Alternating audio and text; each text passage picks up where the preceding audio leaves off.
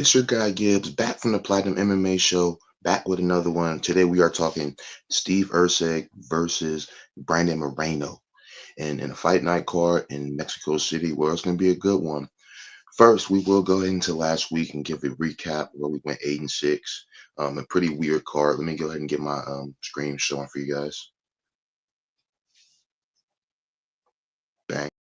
All right, so we're the first fight of the night where we had Guram Gustalaze. He did lose. Colin Lochran 1-1. We had that. Shanna Bannon, we had that. She did get rocked though. We had Chris Duncan 4-1. Then we had Morrison Tybura 5-1, 6-1 for Kavanaugh, 7-1 with Padilla. Then we did not have Morgan Terrier 6-2, 6-3. We did not have Jordan Vucinic losing. 7-4 Bernard, we had that. 7-5. We did not have Gunnar Nelson losing. Alberg, we had that 8-5, and then 8-6. We had Leon Edwards winning. So yeah, man, it was a bad card towards the main card, but hey, man, we made some good money, so it's all good. So with the first fight of the night, we're gonna go ahead and start Markel Mederos versus Austin Hubbard. So you got Markel Mederos, man. He's coming in after, making his UFC debut. He did beat Landon Quinones. It was kind of, lackluster. You got a guy, Austin Hubbard, man. He's going to come in here trying to wrestle, man. Austin Hubbard's a guy, he's a UFC veteran. He's fought the who's who, one could say, that hasn't been ranked. And I think that he could present issues here. He's a taller man by 1.5 inches with a taller reach by 1.5 inches, same height. Markel Mederos is 8 years younger. I think that this fight is going to be very competitive. I do have Markel Mederos doing the better minutes, better fighting in the first 2 rounds. But I do think Austin Hubbard, if he can win that second round, he's a super, super live dog here. Go ahead and give me Markel Mederos to win 29-28 decision, but close fight. Next up, we got Jamal Emmers versus Gabriel Miranda. And we got the favorite, Jamal Emmers, 20-8, the underdog 17-7, Gabriel Miranda. I think that this fight is pretty close, man, because you got a guy, Gabriel Fly Miranda. He wants to get this fight to the ground. He wants to get nasty, man. Emmers is a guy who, one could say he's dropped the ball a couple of times. He had Nate Landwehr rocked out of his mind, and somehow he did not get him out of there. He ended up getting knocked out by him.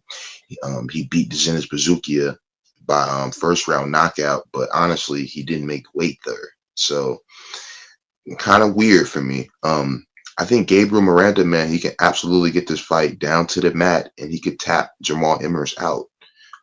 We've seen Emmers make super bad mistakes. I remember versus Pat Sabatini, he started wrestling versus him, and he ended up getting heel hooked. Go ahead and give me Gabriel Miranda, man, by, I would say, submission. There's not any world I can't see of this fight not hitting the mat. And for that reason, I got to go Gabriel Miranda for that reason. Next up, we got Rafa Garcia versus Vince from Hell Pichel. And this is going to be a pretty good fight, man.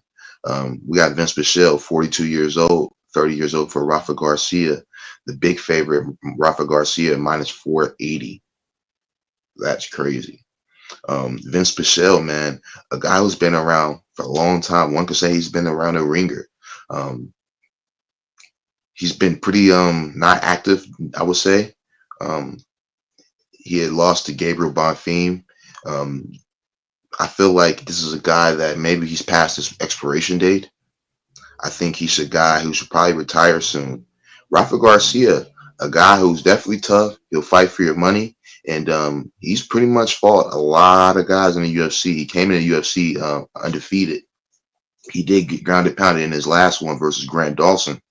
And you can't tell me that Vince Pichel can't come in here to try to start wrestling. I'm just saying that line's a little bit off. I think Rafa Garcia is going to win the fight just because of the cardio that he has and the pressure and the pace he puts up. But I think Rafa Garcia, he needs to be careful. If he didn't get better from that last fight, Vince Pichel's going to grind this dude out.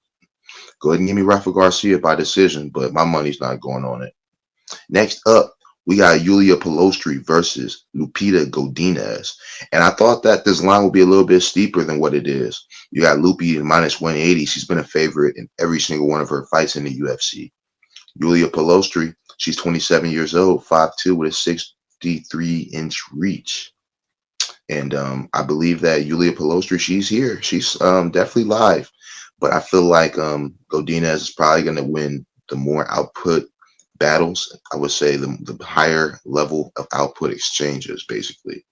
Lupita Godinez is a woman who's definitely more active. She can grapple. She hasn't shown it too much in the UFC, but she can grapple.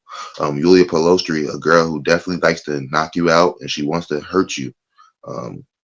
She does have 3 submissions on her record. She's never been submitted. She's never been knocked out. Same thing for Lupita Godinez, if my memory holds corrected. She's never been knocked out as well. So one could say this fight's easily going to decision. And to be honest with you, before I'd even seen that, I was actually picking Lupita Godinez to win by decision. So there's that. I think it's going to be a close fight, but I think Loopy's going to get it done. Next up, we got Melky Costa versus Christian Rodriguez. C-Rod. Christian Rodriguez with a good win in his last one versus Austin Bashi. We knew, man, he's the prospect killer. We knew he could win that fight. Melky Costa coming off a good win in his last one. One could say these guys are deserving somebody off a loss, I would say. Because one of these guys was going to take a loss. Costa, 28 years old, 5'10", with a 71-inch reach. C-Rod, 27 years old, with a 5'7" height and a 71.5-inch reach. So a half an inch of reach on him. And I think that it probably will pay dividends. Melky Costa is definitely not the better grappler here. I would say he has some good output, but he's not the better grappler here. I think that C-Rod is going to outgrind this dude. He's going to just outgrapple him, and he's just going to definitely make things tough. Stop. Hey, stop.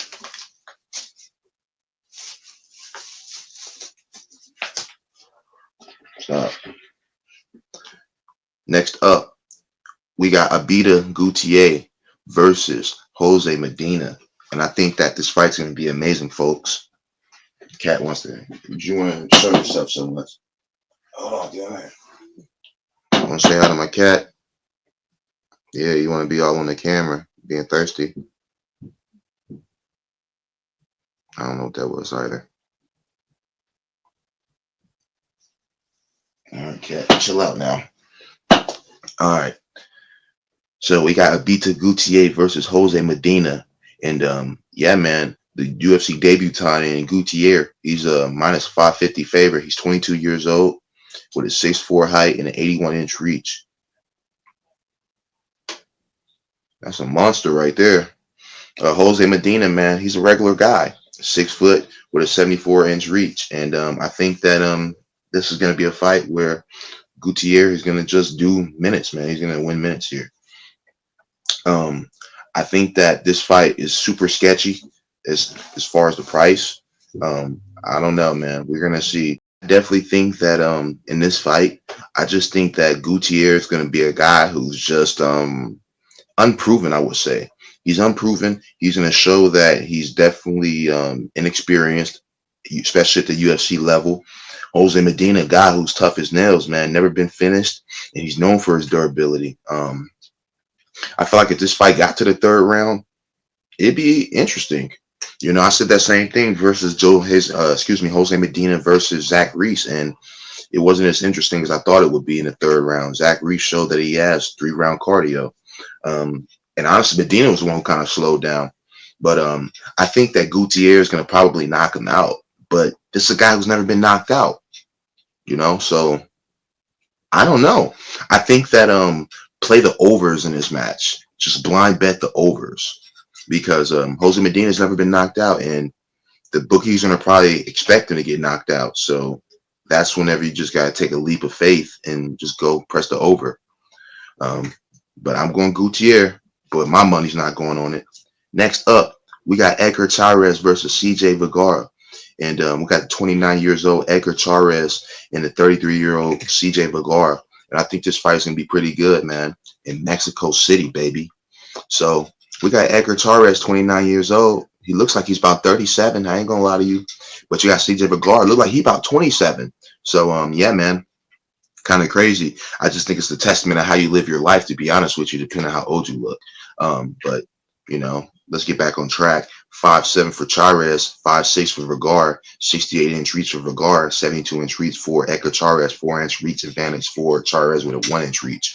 He's the bigger man, and he's the favorite here. He's the younger man, so everything just says that Edgar Chairez is going to win this fight. I think CJ Vegera has the better cardio, though, and I think that that will present issues. I think that it's a fight where Edgar Chairez will probably win it, but I feel like the experience by CJ Vegera, I think it will pay dividends. I thought that Edgar Chairez looked good versus Josh Van too in his last one too, by the way.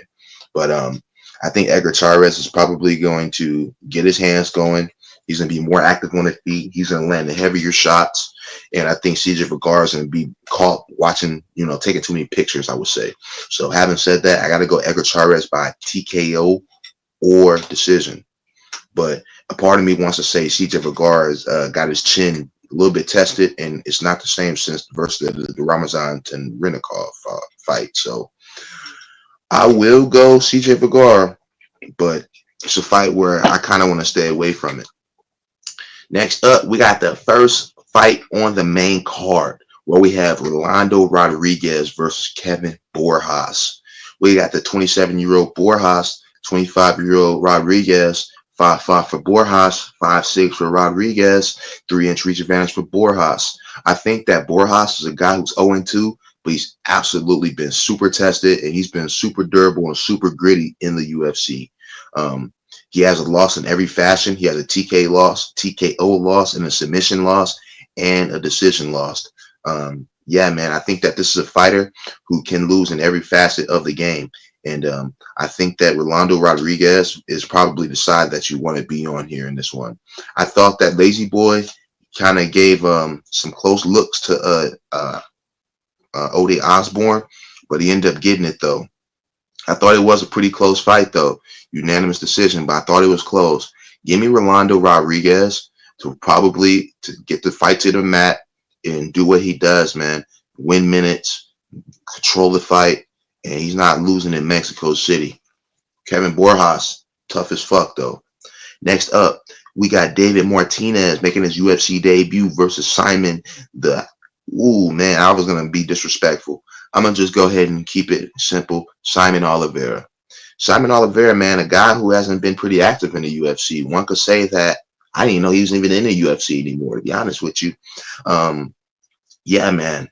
We've been seeing a lot in the UFC, these guys coming in from these regional scenes, and they're being big favorites, man. I think it's just because we haven't seen these guys tested, you know, that unknown factor. Yeah, they're going to look good versus guys that are in the regional scenes because, you know, that's the regional circuit. They're not as good. Like, bro, the UFC is a different level. It simply is a different level.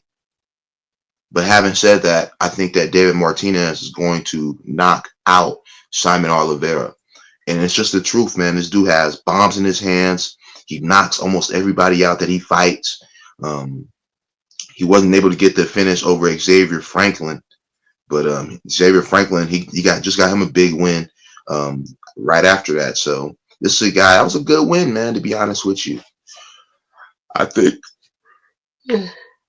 First one of the day. I think David Martinez is going to knock him out in the first round. Simon Oliveira, he hasn't been active, man, to be honest with you guys. I just feel like Simon Oliveira is probably going to lose. Next up, we got Rosas Jr. versus Vince Morales. And I think this fight's going to be pretty good. We got the 20-year-old Rosas Jr. versus the 34-year-old Vince Morales. 5'7" for Morales, 5'9" for Rosas Jr. and the 70-inch reach for Morales, man. So shorter guy with the longer arms, taller guy with the shorter arms. You don't see that too much. But truth is, Rosas Jr. is coming to grapple, so we're not even going to be on their feet. Yeah, man. I thought Vince Morales looked good versus his last one. Versus what was that kid's name? I'm not trying to look. Smith. I know his first name was Smith. Oh, Elijah Smith. I went back and watched it. I'm not much of a name guy. Yeah, he looked good versus Elijah Smith, man. I thought that it was a split decision. I thought that could have went either way. But I think Raul, excuse me, I think Raul Rosas Jr., he's just going to win minutes here, guys. I think he's the better fighter, and I think he is the side. Minus 300 is justifiable. I think he's a parlay piece, folks. Next up, we got the featured fight on the main card where we got Kelvin Gastelum versus Joe Pyfer. B. Joe Pyfer. B. Joe Pyfer. B. Joe Pyfer. Yeah, man, Joe Pyfer's the big favorite here on versus Kelvin Gastelum, the greasy veteran. I think that this fight is going to be, it's a weird one. It's a weird one to cap, I'll admit it, because you got Joe Pyfer who wants to knock you out. You got the guy in Kelvin Gastelum who's super tough. So you know what that means? Joe Pyfer is going to take this dude down, because a lot of people don't even remember Joe Pyfer, man. He's not just a knockout artist, man. He's 3-1 to the submission. He can submit you too, man.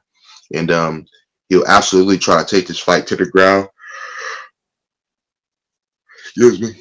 He's used to fighting them guys in Philly, man. Them Philly guys, bro. Those Philly guys are tough, bro. What's their gym called? I forgot the name of their gym. Mark Hill Mixed Martial Arts. I didn't even know that was the name of it.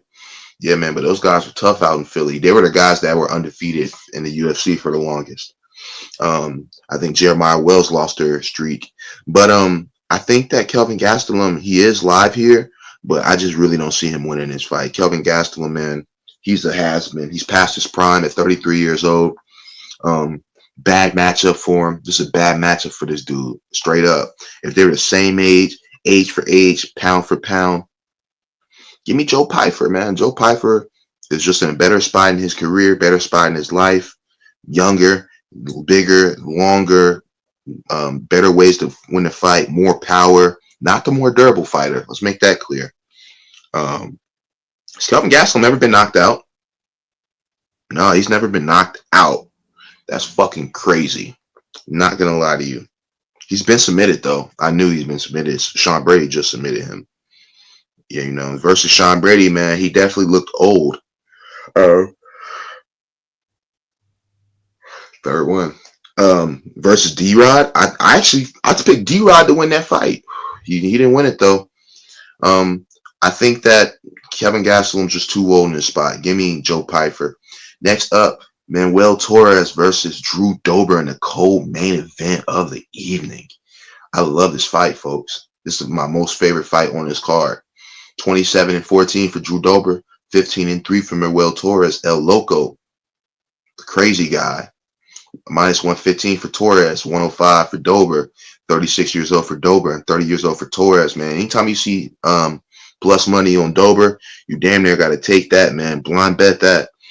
Manuel Torres, man, a guy who showed he's super defensively irresponsible, and he's easily susceptible to counters. He was getting countered and pieced up in his last one versus Ignacio Bahamondes. But I know we just seen Ignacio Bahamondes retire Jalen Turner, so it's not too much of a bad loss. He was on a 5-fight win streak prior to that. And to be honest with you, I think that he is the more dangerous fighter. But I feel like if this fight gets out of the first round, it's going to look like a T-Rex fight. Although I know that fight didn't get out of the first round. Sorry, T-Rex. But I feel like Drew Dober is going to have to weather a storm here, and he's going to have to knock out Manuel Torres. Manuel Torres, man, I wouldn't be surprised if he goes the grappling route, because he can absolutely submit people. He has 7 knockouts and 7 submissions in one decision. This guy can absolutely do both. If he's smart, if he has great fight IQ, he's going to take this fight to the mat. And I feel like we're going to learn a lot about Manuel Torres, because he's going to show us how smart he is in this one.